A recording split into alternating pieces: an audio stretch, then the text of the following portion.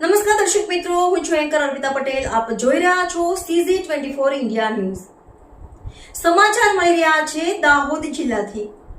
દાહોદ જિલ્લાના દેવગઢ બારિયા તાલુકાના પીપલોદ ગામમાં આવેલ ભાવેશ એગ્રો સેન્ટર દ્વારા ખેડૂતો તથા ગ્રાહકો સાથે ખુલ્લેઆમ લૂંટ ચલાવવામાં આવતી હોવાનો મામલો સામે આવ્યો છે. દુકાનદાર દ્વારા યુરિયા ખાતર ફ્રેન્ટ કિંમત ₹266.50 લખેલ છે. અનેક ગ્રાહક પાસેથી 350 થી 370 રૂપિયા વસૂલ કરવામાં આવ્યા હતા.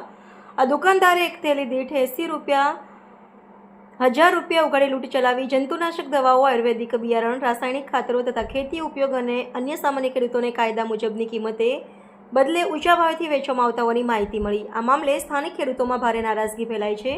ખેડૂતોનું કહેવું છે કે સરકાર ખેડૂતોને સહાયરૂપ બનવા માટે વિવિધ યોજનાઓ અમલમાં મૂકે છે, પરંતુ આવા વેપારીઓ ગેરકાયદેસર રીતે મોંઘા ભાવ વસૂલ ખેડૂતોની આર્થિક કમર તોડી રહ્યા છે.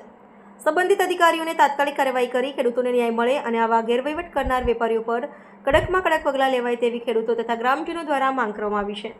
વધુ સમાચાર જોવા માટે મારી ચેનલને લાઇક કરો, શેર કરો, સબસ્ક્રાઇબ કરો. CZ24 ઇન્ડિયા ન્યૂઝ ચેતનાબેન ગણાવા અને અમે સત્યની સાથે.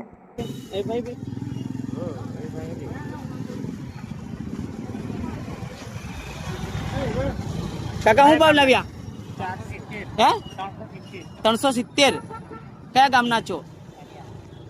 કઈ દુકાનેથી લાવ્યા? શું નામ દુકાનનું? ટેકરાવાળા તેથી વાણિયાન